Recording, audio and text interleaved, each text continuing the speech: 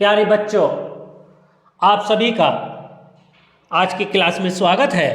आज की क्लास से हम हिंदी का गद्य खंड शुरू कराएंगे।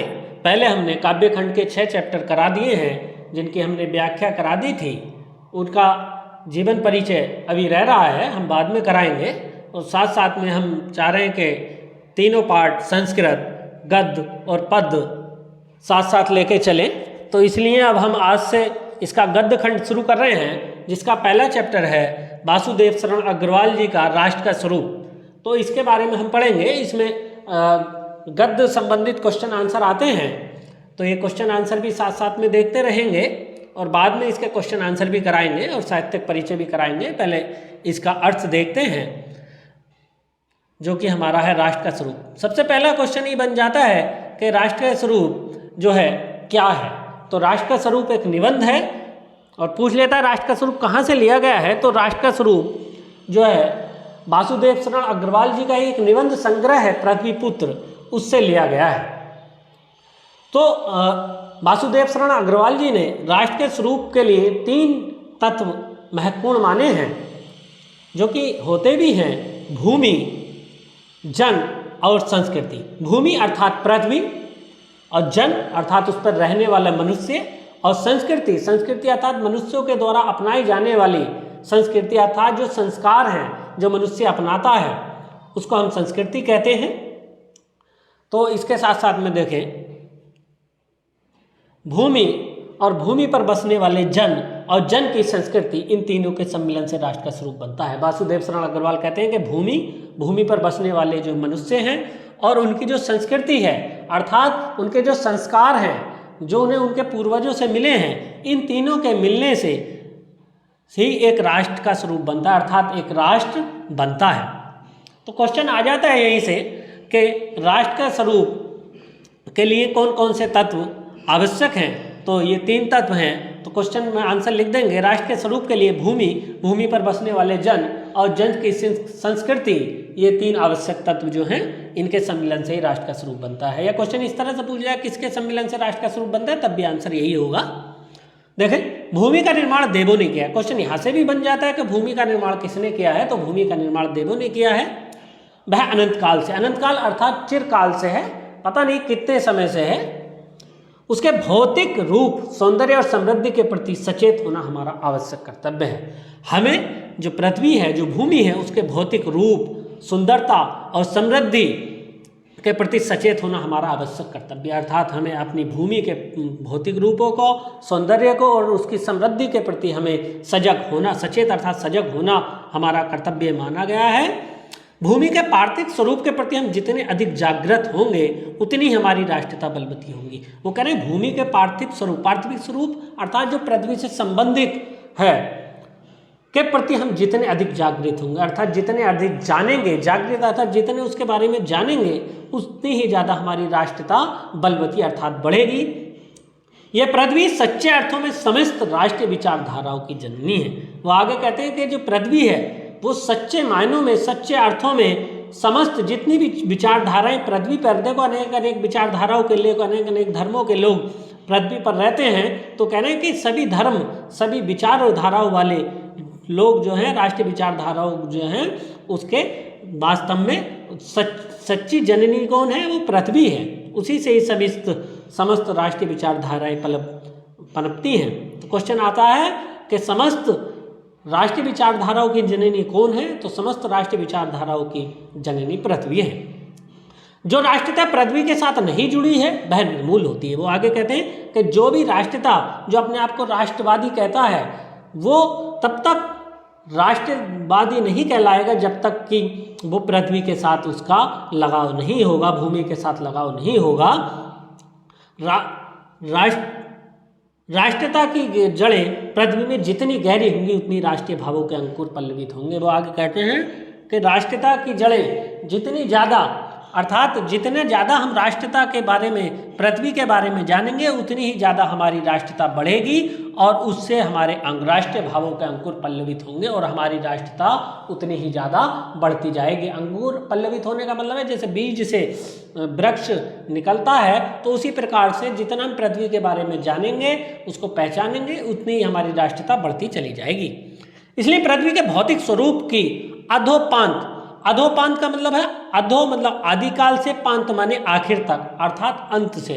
आदिकाल से जब से पृथ्वी बनी है, जब से ये भूमि है, तब से आखिर तक की जानकारी प्राप्त करना, अर्थात पृथ्वी कैसे बनी, इस भूमि का निर्माण किस प्रकार से हुआ था, उसके बारे में जानकारी प्राप्त करना और उसकी सुंदरता, उपयोगिता और महिमा को पहचानना हमारा आवश्यक धर्म है। जिस प्रकार से हमारी माता होती है, उसी प्रकार से हम पृथ्वी को अपनी माता मानते हैं।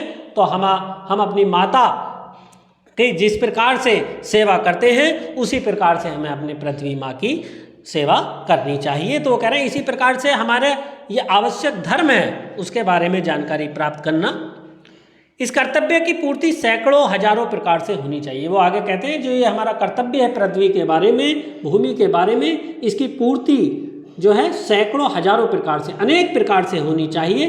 पृथ्वी से जिस प्रकार का संबंध है, पृथ्वी से जिस वस्तु का संबंध है, चाहे वह छोटी हो या बड़ी हो, उसका कुशल प्रश्न पूछने के लिए हमें कमर कसनी चाहिए। वो आगे कह रहे हैं कि पृथ्वी से संबंधित चाहे छोटी से छोटी चीज़, चाहे तिनका ही क्यों ना हो, और चाहे बड़ी से बड़ी चीज़ जो पृथ्वी पर है, जितने भी पहाड़ हैं या समुद्र है, उनके बारे में हमें जानकारी प्राप्त करने के लिए अपनी कमर कस लेनी चाहिए। अर्थात हमें उसके प्रत्येक अंग के बारे में जानकारी इकट्ठी करनी चाहिए। पृथ्वी का सांगोपांग अध्ययन जागरणशील राष्ट्र के लिए बहुत ही आनंदप्रद कर्तव्य माना जाता है। आगे कहते हैं जो पृथ्वी का सांगोपांग है, सांगोपांग अर्थात प्रत्येक अंग का अध्ययन करना एक जागरणशील राष्ट्र अर्थात जागृत राष्ट्र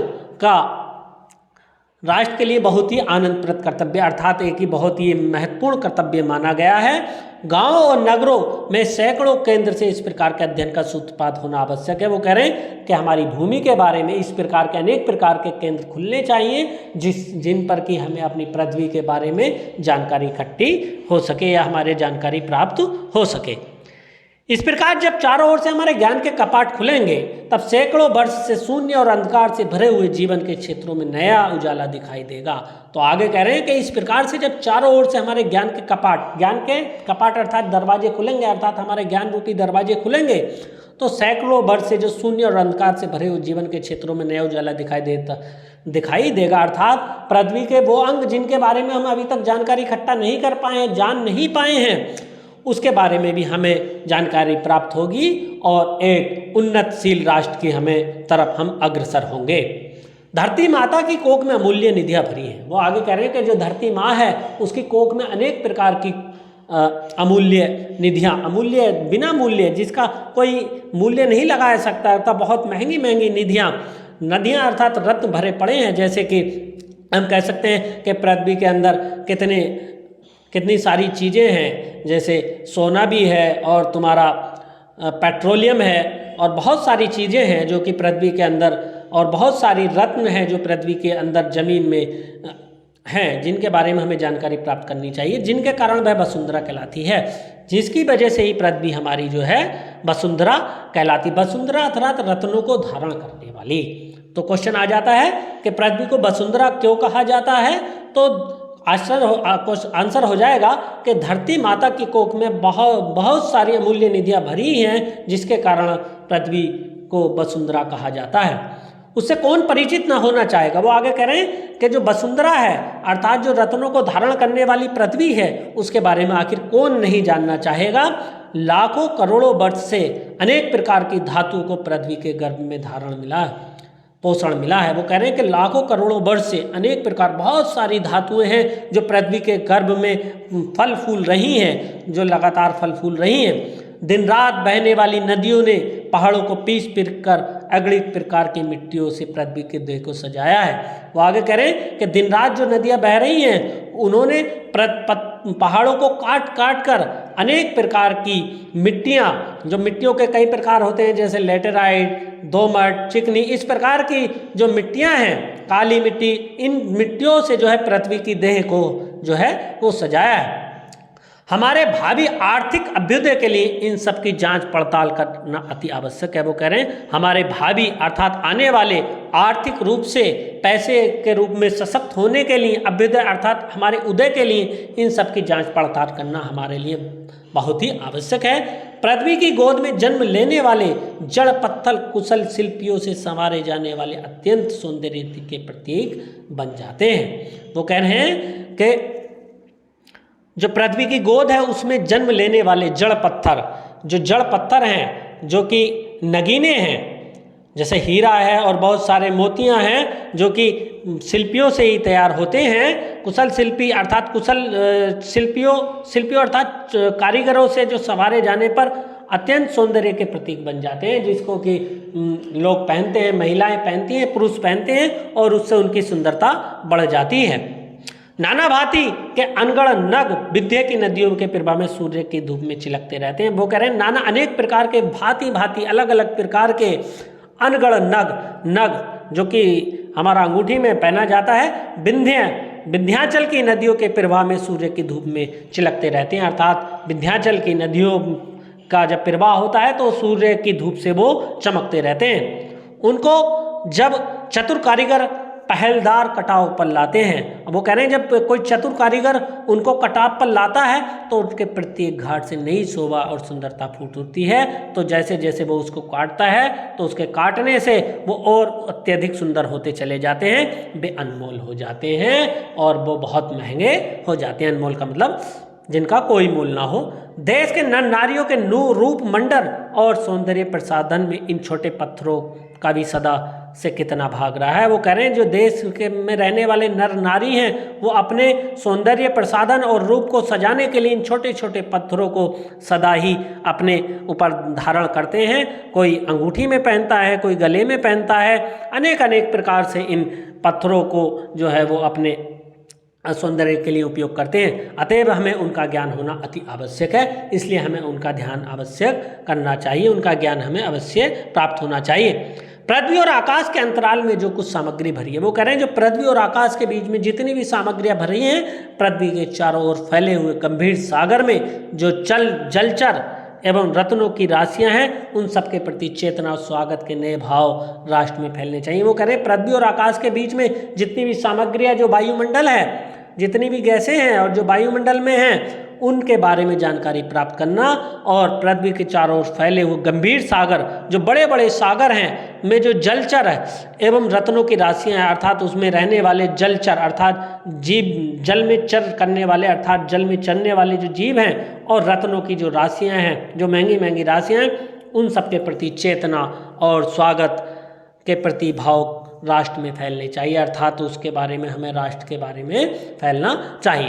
राष्ट्र के नवयुवकों के हृदय में उन सब के प्रति जिज्ञासा की नई किरणें जब तक नहीं फूटती तब तक हम सोए हुए के समान है। वो कह रहे हैं इन सब चीज़ों के बीच के बारे में जब का राष्ट्र के जो नवयुवक है, जो युवक है, उसके हृदय में सबके प्रति जिज्ञासा अर्थात जानने की इच्छा उसके अंदर नहीं आएगी, तब तक हम ऐसा लगेगा जैसे हम सोए हुए के समान है, अर्थात हमारा उत्थान नहीं हो सकता। विज्ञान और उद्यम दोनों को मिलाकर राष्ट्र के भौतिक स्वरूप का एक नया ठाट खड़ा करना है। वो कह रहे हैं कि जो विज्ञान है, जो उद्यम है, जो बिजनेस है, उद्यम अर्थात बिजनेस, दोनों को मिलाकर अर्थात विज्ञान और उद्यम, जो कारीगर करते हैं काम, उद्यम अर्थात जो बिजनेस है, दोनों को मिलाकर हमें राष्ट्र के भौतिक स्वरूप का एक नया ठाट अर्थात ढांचा खड़ा करना है। यह कार्य प्रसन्नता, उत्साह और अथक परिश्रम के द्वारा नित्य आगे बढ़ाना चाहिए, और यह कार्य हमें बड़ी प्रसन्नता, खुशी के साथ, उत्साह और अथक परिश्रम अर्थात कठिन परिश्रम, कठिन मेहनत के साथ लगातार आगे बढ़ाना चाहिए। हमारा ध्येय अर्थात हमारा ये लक्ष्य हो कि राष्ट्र में जितने हाथ हैं उनमें से कोई भी इस कार्य के भाग के लिए बिना रीता न रहे। वो कह रहे हैं कि राष्ट्र में जितने भी युवक हैं, जो मनुष्य हैं, उनके जितने भी हाथ हैं, कोई भी हाथ हमारे राष्ट्र के उत्थान के लिए खाली नहीं रहना चाहिए। तभी मातृभूमि की पुष्कल समृद्धि, पुष्कल अर्थात संपूर्ण रूप से, परिपूर्ण रूप से समृद्धि होगी और समग्र रूप मंडन प्राप्त किया जा सकता है, अर्थात उसका समग्र पूर्ण रूप प्राप्त किया जा सकता है। तो ये हमारा पहला जो इसका तत्व था पृथ्वी हुआ। अब दूसरा तत्व है इसी का जन। जन में देखें जरा मातृभूमि पर निवास करने वाले मनुष्य राष्ट्र का दूसरा अंग है। वो कह रहे हैं कि इसका जो दूसरा अंग अर्थात जो तत्व है वो मातृभूमि पर अर्थात इस पृथ्वी पर रहने वाला मनुष्य है। पृथ्वी हो और मनुष्य न हो तो राष्ट्र की कल्पना असंभव है। वो कह रहे हैं कि जब तक पृथ्वी है और उस पर मनुष्य नहीं है तो किसी राष्ट्र की हम कल्पना भी नहीं कर सकते, अर्थात उसके बारे में हम सोच भी नहीं सकते। पृथ्वी और जन दोनों के सम्मिलन से ही राष्ट्र का स्वरूप संपादित होता है। वो कह रहे हैं कि पृथ्वी और मनुष्यों, जन अर्थात मनुष्यों दोनों जब मिलते हैं तब कोई एक राष्ट्र का स्वरूप संपादित होता है, अर्थात बनना शुरू होता है। जन के कारण ही पृथ्वी मातृभूमि की संज्ञा प्राप्त करती है, अर्थात मनुष्यों की वजह से ही पृथ्वी को मातृभूमि कहा जाता है। पृथ्वी माता है और जन सच्चे अर्थों में पृथ्वी का पुत्र है। वो कह रहे हैं कि पृथ्वी माता है तो जन जो अर्थात जो मनुष्य है सच्चे अर्थों में और वास्तव में जो है उसका पुत्र है। माता भूमि पुत्रो पृथिव्या, अर्थात भूमि माता है और मैं उसका पुत्र हूँ, अर्थात माता भूमि माता है, भूमि पुत्रो है, पृथिव्या पुत्रों है, पुत्र हूँ किसका? पृथ्वी का। जन के हृदय में इस सूत्र का अनुभव ही राष्ट्रीयता की कुंजी है। वो कह रहे हैं जन अर्थात लोगों के हृदय में इस सूत्र का अनुभव ही राष्ट्रीयता की कुंजी है। जब तक लोग ये ना माने कि पृथ्वी हमारी माता है, मैं उसका पुत्र हूँ, तो तब तक राष्ट्रीयता की ये जो है कुंजी है, तब तक वो ताला राष्ट्रीयता का ताला नहीं खुल सकता। राष्ट्रीयता होने के लिए हमें ये मानना पड़ेगा कि पृथ्वी हमारी माता है और हम उसके पुत्र हैं। इसी भावना से, कुंजी अर्थात चाबी है, इसी भावना से राष्ट्र निर्माण के अंकुर उत्पन्न होंगे। अगर ये भावना हमारे अंदर है तो राष्ट्रीयता की भावना के अंकुर जो हैं हमारी राष्ट्रीयता बलवती होगी, अर्थात बढ़ती चली जाएगी। ये भाव जब सशक्त रूप में जागता है, सशक्त अर्थात ताकतवर रूप से जागता है, तब राष्ट्र निर्माण के स्वर वायुमंडल में भरने लगते हैं। तो राष्ट्र निर्माण के स्वर जो है पूरे वायुमंडल में अर्थात पूरे संसार में भरने लगते हैं, अर्थात पूरा संसार जान जाता है कि ये राष्ट्र का निर्माण हो रहा है, ये राष्ट्र अग्रसर है अपनी प्रगति के लिए। इस भाव के द्वारा ही मनुष्य पृथ्वी के साथ अपने सच्चे संबंध को प्राप्त करता है और इसी भाव के कारण ही पृथ्वी के साथ जो है मनुष्य अपना सच्चा संबंध बनाता है। जहाँ यह भाव नहीं है वहाँ जन और भूमि का संबंध अचेतन और जड़ बना हुआ है। जहाँ पर लोगों के अंदर ये भावना नहीं है कि पृथ्वी उसकी माता है और मैं उसका पुत्र हूँ, वहाँ उनका भूमि के साथ जो संबंध है वो अचेतन है, बिना चेतना के है, अर्थात उसमें कोई भी चेतना नहीं है और जड़ बना हुआ है, बिना काम का है। उसका परिणाम भाव मातृभूमि के लिए इस प्रकार प्रकट होता है। वो कह रहे हैं कि उसका परिणाम जो है इस प्रकार से प्रकट होता है। किस प्रकार से? नमो मात्रे पृथव्ये, नमो मात्रे पृथव्ये, अर्थात माता पृथ्वी को प्रणाम है, माता पृथ्वी को प्रणाम है। यह प्रणाम भाव ही भूमि और जन का दृढ़ बंधन है। वो कह रहे हैं कि यही भाव अर्थात क्या भाव कि पृथ्वी उसकी माता है और मैं उसका पुत्र हूँ, मैं ऐसी पृथ्वी माँ को प्रणाम करता हूँ, मैं अपनी पृथ्वी माँ को प्रणाम करता हूँ। ये प्रणाम भाव जो है जन का एक दृढ़ बंधन है, अर्थात एक दृढ़ बंधन अर्थात उसका एक दृढ़ मजबूत बंधन है, अर्थात संबंध है। इसी दृढ़ भित्ति पर राष्ट्र का भवन तैयार होता है। अर्थात वो कह रहे हैं कि जो दृढ़ भित्ति है, भित्ति अर्थात मजबूत, दृढ़ का मतलब मजबूत, भित्ति का मतलब आधार, इसी मजबूत आधार पर राष्ट्र का भवन तैयार होता है, अर्थात एक राष्ट्र का भवन तैयार होता है, एक राष्ट्र बनता है, मजबूत राष्ट्र बनता है। इसी दृढ़ चट्टान पर राष्ट्र का चिर जीवन आश्रित रहता है। वो कह रहे हैं कि इसी दृढ़ जो मजबूत चट्टान है इसी पर राष्ट्र का चिर जीवन आश्रित रहता है, अर्थात पूरी तरह से आश्रित रहता है, समर्पित रहता है। इसी मर्यादा को मानकर राष्ट्र के प्रति मनुष्यों के कर्तव्यों और अधिकारों का उदय होता है। इसी मर्यादा को मानकर जो है राष्ट्र के जितने भी मनुष्य हैं उसमें रहने वाले प्रत्येक मनुष्य के कर्तव्य और अधिकार जो हैं उसका उदय होता रहता है। जो जन पृथ्वी के साथ माता और पुत्र के संबंध को स्वीकार करता है उसे ही पृथ्वी के वरदानों में भाग पाने का अधिकार है। वो आगे करें, जो भी लोग हैं, जो मनुष्य हैं, जो पृथ्वी को माता मानते हैं और अपने आप को उसका स्वयं को पुत्र मानते हैं, इस संबंध को मानते हैं, सच्चे मानों में पृथ्वी उसे वरदानों में भाग देती है, अर्थात उसे अपने वरदान रूपी भाग देती है, अधिकार देती है। माता के प्रति अनुराग और सेवा भाव पुत्र का स्वाभाविक कर्तव्य। वो कह रहे हैं जो माता है, जैसे हमारा अपनी माता के प्रति अनुराग, प्रेम है और सेवा भाव पुत्र का स्वाभाविक कर्तव्य है। किसी को कहा नहीं जाता कि तुम अपनी माता से प्रेम करो, अपनी माता की सेवा करो। उसी प्रकार की सेवा जो है ये एक निष्कारण धर्म है, बिना लालच का धर्म है। उसी प्रकार से हमें अपनी पृथ्वी माता से प्रेम करना चाहिए और बिना किसी लालच के हमें अपने कर्तव्यों का पूर्ण करना चाहिए, जिसमें कि कोई भी लालच नहीं हो। ये हमारा एक धर्म है, निष्कारण बिना कारण का धर्म है। स्वार्थ के लिए पुत्र का माता के प्रति और पुत्र के अधः पतन को सूचित करता है। वो कह रहे हैं कि जो स्वार्थ के लिए पुत्र का माता के प्रति, अगर कोई पुत्र स्वार्थ के लिए अपनी माता को प्रेम करता है, उसकी सेवा भाव करता है, तो ऐसे पुत्र का अधः पतन को सूचित करता है। अधः पतन अर्थात उसका लालच में घिरे होना, अर्थात उसका नाश होने की तरफ ये सूचित करता है। जो जन्म मातृभूमि के साथ अपना संबंध जोड़ना चाहता है, वो कह रहे हैं जो भी मनुष्य है अपना संबंध मातृभूमि के साथ जोड़ना चाहता है, उसे अपने कर्तव्यों के प्रति पहले ध्यान देना चाहिए। उसे अपने कर्तव्यों के प्रति ध्यान देना चाहिए। माता अपने सब पुत्रों को समान भाव से चाहती है। वो आगे करें, जो माता है वो अपने सभी पुत्रों को समान भाव से चाहती है। कोई उसका पुत्र जो है उसे वो अपने पुत्रों को, जिस प्रकार से कोई माता अपने पुत्रों को कोई कमजोर या छोटा बड़ा नहीं मानती, उसी प्रकार से जो पृथ्वी माता है वो उस पर रहने वाले मनुष्यों को एक समान रूप से देखती है। इसी प्रकार पृथ्वी पर बसने वाले जन बराबर हैं। वो आगे यही कह रहे हैं कि इसी प्रकार से पृथ्वी पर रहने वाले जो मनुष्य हैं वो सब एक बराबर हैं पृथ्वी के लिए, उनमें ऊंच और नीच का भाव नहीं है। अर्थात पृथ्वी के लिए उस पर रहने वाले मनुष्य कोई उसके लिए बड़ा या छोटा नहीं है। जो मातृभूमि के उदय के साथ जुड़ा हुआ है वह समान अधिकार का भागी है।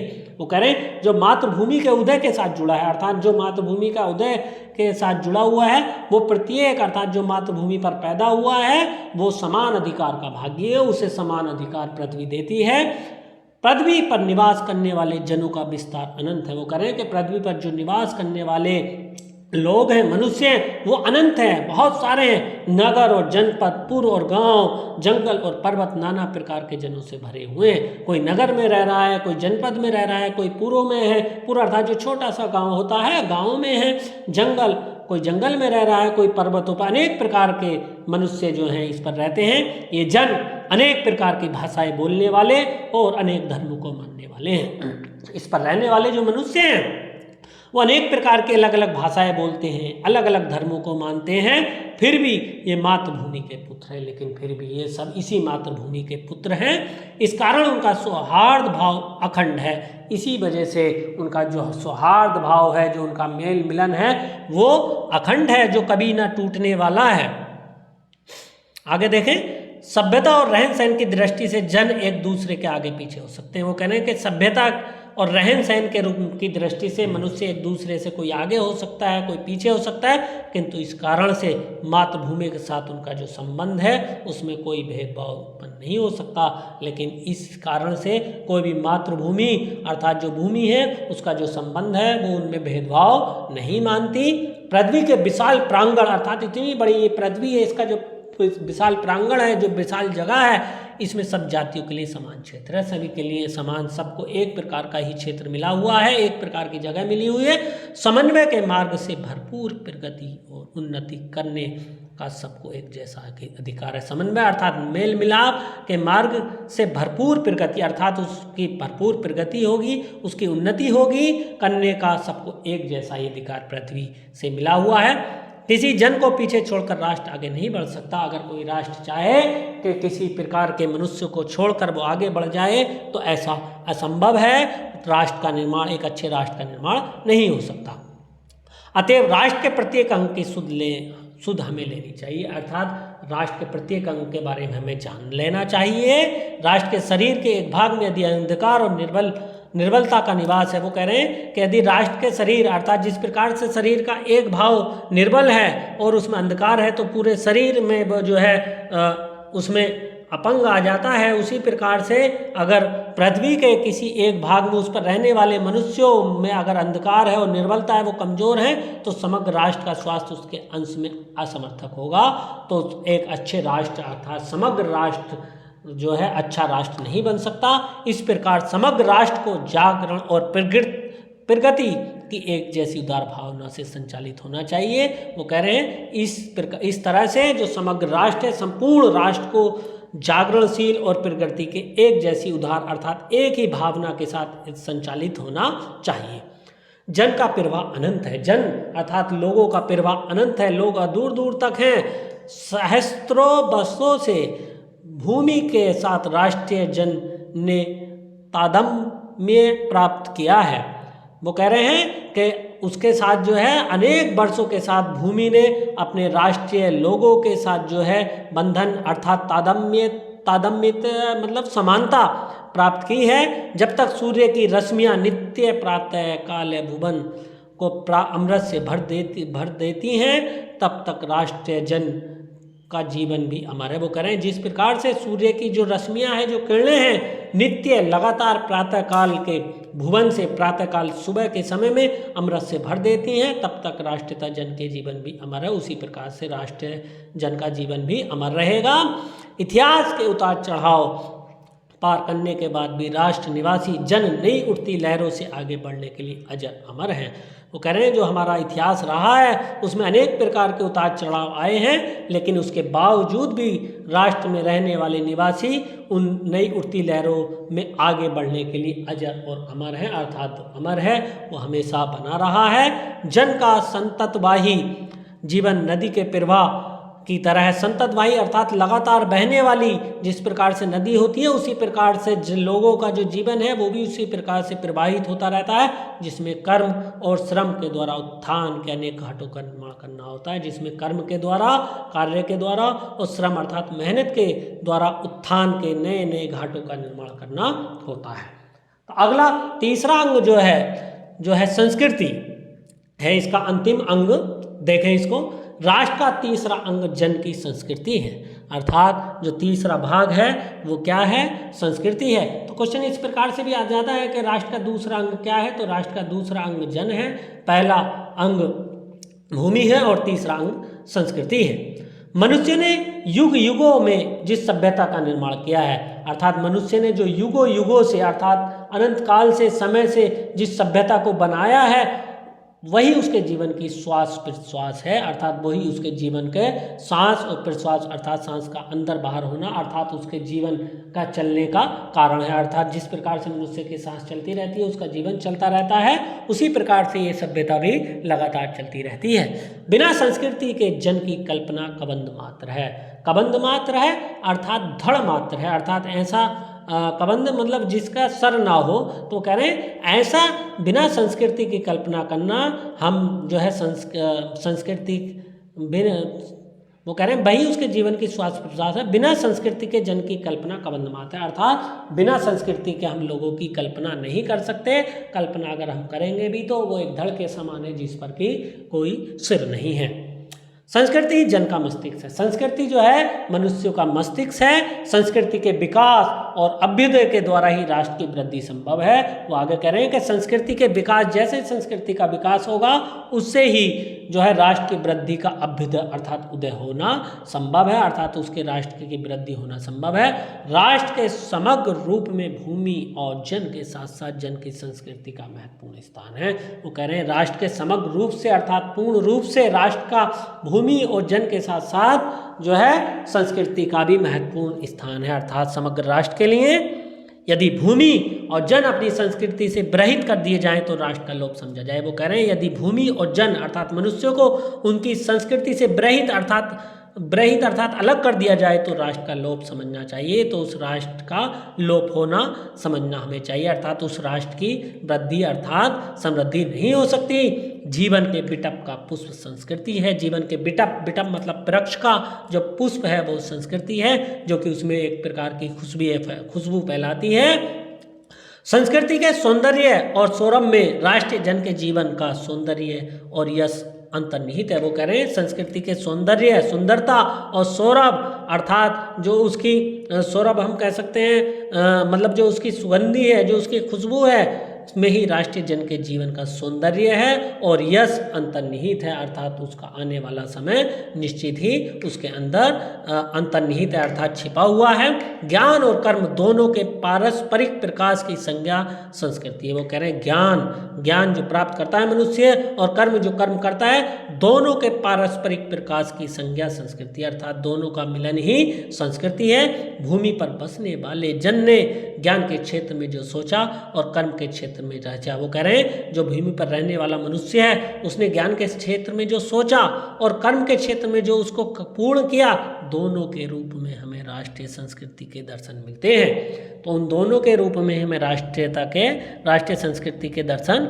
मिलते हैं।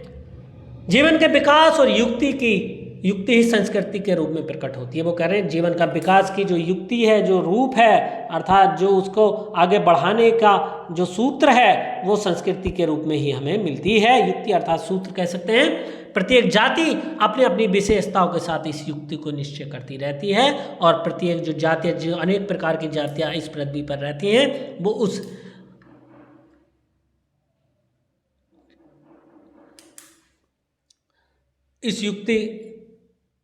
इस युक्ति को निश्चित करती है, प्रत्येक प्रेरित संस्कृति का विकास करती रहती है।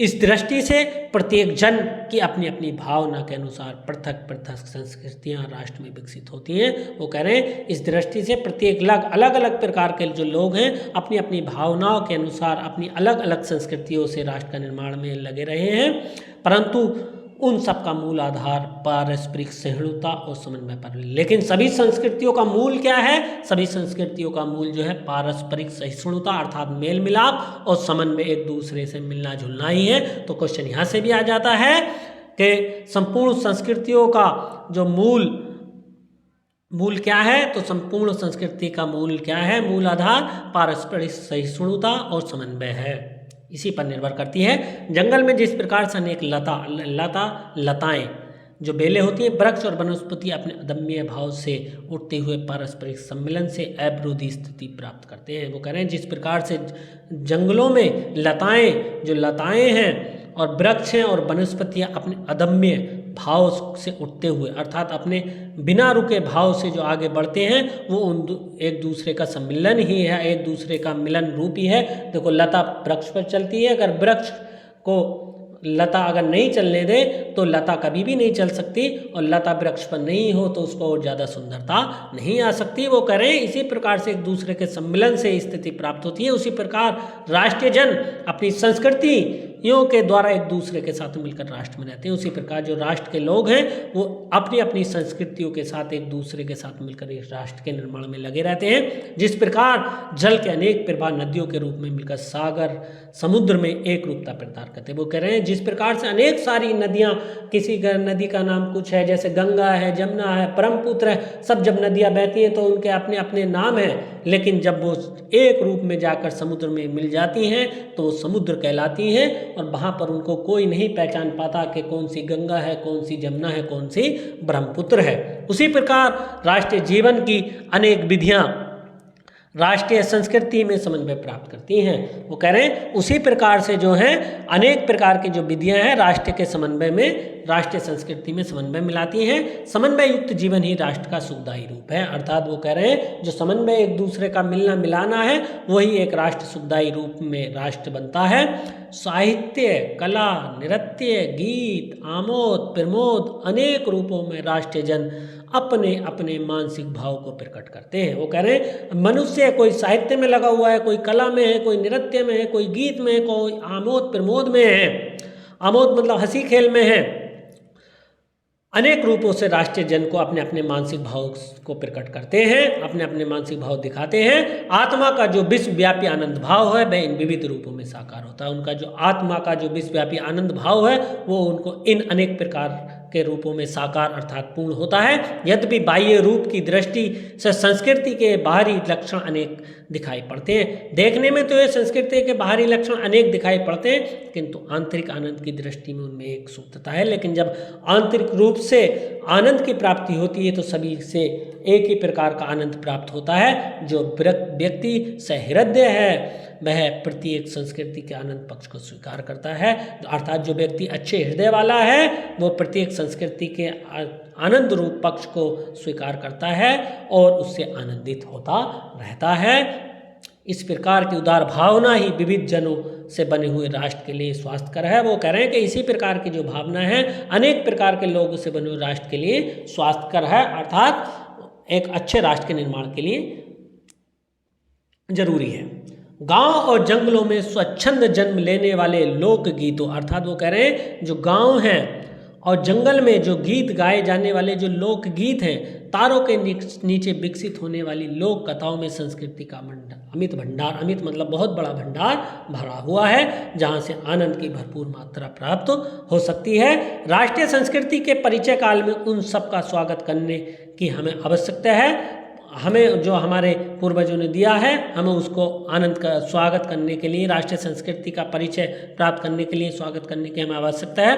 पूर्वजों ने चरित्र और धर्म, विज्ञान, साहित्य, कला और संस्कृति के क्षेत्र में जो कुछ पराक्रम किया, हमारे जो पूर्वज हैं उन्होंने अपने चरित्र निर्माण में, धर्म के निर्माण में, विज्ञान के निर्माण में, साहित्य के निर्माण में, कला के निर्माण में, संस्कृति के क्षेत्र में जितने भी पराक्रम कार्य किए हैं उस सारे विस्तार को हम गौरव के साथ धारण करते हैं, उसको हम बड़े गौरव सह सम्मान के साथ धारण करते हैं, अर्थात अपनाते हैं। उसके तेज को अपने भावी जीवन में साक्षात देखना चाहते हैं और उसका जो तेज है, जो अच्छा रूप है, उसको हम अपने, उसका जो आने वाला कल है उसको हम अपने जीवन में साक्षात देखना चाहते हैं। यही राष्ट्र संवर्धन का स्वाभाविक प्रकार है। यही राष्ट्र संवर्धन अर्थात राष्ट्र के संवर्धन अर्थात उदय के लिए स्वाभाविक प्रकार है, जहाँ अतीत वर्तमान के लिए भार रूप नहीं है। ऐसा जैसा कि अतीत, जो हमारा अतीत है हम उसे अपने भार के रूप में अपने वर्तमान पर नहीं ले सकते, जहाँ भूत वर्तमान को जकड़ नहीं रखना चाहता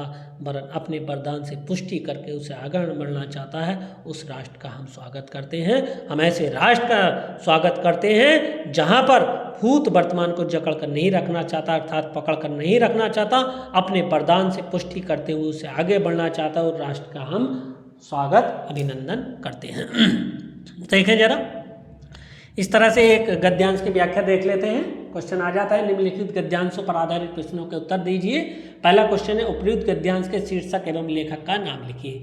तो क्वेश्चन क्या हो जाएगा, उपयुक्त गद्यांश के शीर्षक का नाम राष्ट्र का स्वरूप है और इसके लेखक का नाम वासुदेव शरण अग्रवाल है। आगे देखें, राष्ट्र, पहले क्वेश्चन पढ़ेंगे उसके बाद जो है हम इस गद्यांश को पढ़ेंगे तो जल्दी से हमारा क्वेश्चन आंसर मिल जाएगा। राष्ट्र भूमि के प्रति हमारा आवश्यक कर्तव्य क्या है? तो देखें जरा, भूमि पर बसने वाले जन और जन की संस्कृति, इन तीनों के सम्मिलन से राष्ट्र के स्वरूप बनता है। भूमि का निर्माण देवों ने किया, वह अनंत काल से है। उसके भौतिक रूप, सौंदर्य और समृद्धि के प्रति सचेत रहना हमारा आवश्यक कर्तव्य है। तो देखो ये मिल गया, तो हमारा आंसर क्या हो जाएगा, हमारा आवश्यक कर्तव्य है पृथ्वी के भौतिक रूप, सौंदर्य और समृद्धि के प्रति सचेत रहना। किस प्रकार की राष्ट्रीयता को लेखक ने निर्मूल कहा है? तो देखें इसका आंसर भी मिलेगा आगे, भूमि के पार्थिव स्वरूप के प्रति हम जितने अधिक जागृत होंगे उतनी हमारी राष्ट्रीयता बलवती हो सकेगी। यह पृथ्वी के सच्चे अर्थों में राष्ट्रीय विचारधाराओं की जननी है। जो राष्ट्रीयता पृथ्वी के साथ नहीं जुड़ी है वह निर्मूल है। तो देखो इसका आंसर भी मिल गया, वह राष्ट्रीयता जो पृथ्वी के साथ नहीं जुड़ी है वह निर्मूल मानी है लेखक ने। यह पृथ्वी सच्चे अर्थों में क्या है? तो पृथ्वी सच्चे अर्थों में क्या है, देखो अभी पीछे आया था, यह देखो, यह पृथ्वी सच्चे अर्थों में समस्त राष्ट्रीय विचारधाराओं की जननी है। रेखांकित अंश की व्याख्या कीजिए। तो इसकी व्याख्या देख लें, राष्ट्रीयता की जड़ें पृथ्वी में जितनी अधिक गहरी होंगी, रेखांकित अर्थात जो जिस पर लाइन खींची हुई है उतनी, तो देखें, राष्ट्रीयता की जड़ें पृथ्वी में जितनी ज़्यादा गहरी होंगी, अर्थात जितनी राष्ट्रीयता, जितना ज़्यादा हम पृथ्वी के बारे में जानेंगे उतनी ही ज़्यादा हमारी राष्ट्रीयता बढ़ती जाएगी और हमारी राष्ट्रीयता के अंकुर जो हैं पल्लवित, अर्थात हमारी राष्ट्रीयता बहुत आगे अंकुर जो है पल्लवित अर्थात उगते चले जाएंगे। इसलिए पृथ्वी के भौतिक स्वरूप की अधोपांत जानकारी प्राप्त करना, इसीलिए हमें पृथ्वी के अधोपांत अर्थात आदिकाल से चिरकाल से अंत तक जानकारी प्राप्त करना, उसकी सुंदरता, उपयोगिता और महिमा को पहचानना हमारा आवश्यक धर्म है। तो देखो फिर अगला क्वेश्चन है, भूमि का निर्माण किसने किया है? तो भूमि का निर्माण अभी पीछे आया था, देवों ने किया है। और भूमि का निर्माण किसने किया और कब से है? तो भूमि कब से, ये भी पीछे आ गया था। देखो अभी भूमि का निर्माण देवों ने किया है वैनंत काल से, तो भूमि का निर्माण देवों ने किया है वैनंत काल से। भूमि के पार्थिव स्वरूप के प्रति जागरूक रहने का क्या परिणाम है? तो वो कह रहे हैं कि अगर जितने हम पृथ्वी के पार्थिव स्वरूप के प्रति जागृत होंगे उतनी ही हमारी राष्ट्रीयता बलवती होगी। देखो तीसरी लाइन में, किसके सम्मिलन से राष्ट्र का स्वरूप बनता है? तो कह रहा है किसके सम्मिलन से राष्ट्र का स्वरूप बनता है? तो भूमि पर बसने वाले जन और जन की संस्कृति से राष्ट्र का स्वरूप बनता है। यह पृथ्वी सच्चे अर्थों में किसकी जननी है? तो यह पृथ्वी सच्चे अर्थों में किसकी जननी है? तो ये देखो ये क्वेश्चन आ जाएगा तीसरी लाइन में, पृथ्वी सच्चे अर्थों में समस्त राष्ट्रीय विचारधाराओं की जननी है। हमारी राष्ट्रीयता कैसे बलवती हो सकेगी? तो देखें इसमें ही मिल जाएगा इसका आंसर भी, यह है राष्ट्रीयता बलवती हो सके कैसे? जितना हम पृथ्वी के भौतिक रूप, सौंदर्य, समृद्धि के प्रति सचेत होंगे, ये यहाँ से नहीं, यहाँ से देखो, पृथ्वी के पार्थिव स्वरूप के प्रति हम जितने अधिक जागृत होंगे उतनी ही राष्ट्रीयता हमारी बलवती हो सकेगी। तो इस प्रकार से क्वेश्चन आंसर आसानी से कर सकते हैं आप सब। तो ये इस तरह से हमारा, अगर आप कहेंगे तो सारे इसके जितने भी गद्यांश हैं उन सबके अलग से एक अलग वीडियो में आपको हम इसके क्वेश्चन आंसर करा देंगे, लेकिन बड़े आसान हैं और आप खुद प्रैक्टिस करेंगे तो ज़्यादा बेहतर रहेगा। अगर आप कहेंगे तो हम करा देंगे। आप सभी से अनुरोध है कि इस चैप्टर को एक बार आप पढ़ें, फिर दोबारा से इसका अर्थ निकालें और कोशिश ये करा करें कि किताब और पेंसिल ले करें और जिस शब्द का अर्थ ना आया करें उसको पेंसिल से अपनी किताब पर लिख लिया करें। और आप सबसे एक अनुरोध ये और है हमारा साथ साथ में कि हमारी वीडियो को जो है आप लाइक करते रहें और साथ साथ में शेयर करते रहें और सब्सक्राइब भी कर दीजिए। धन्यवाद।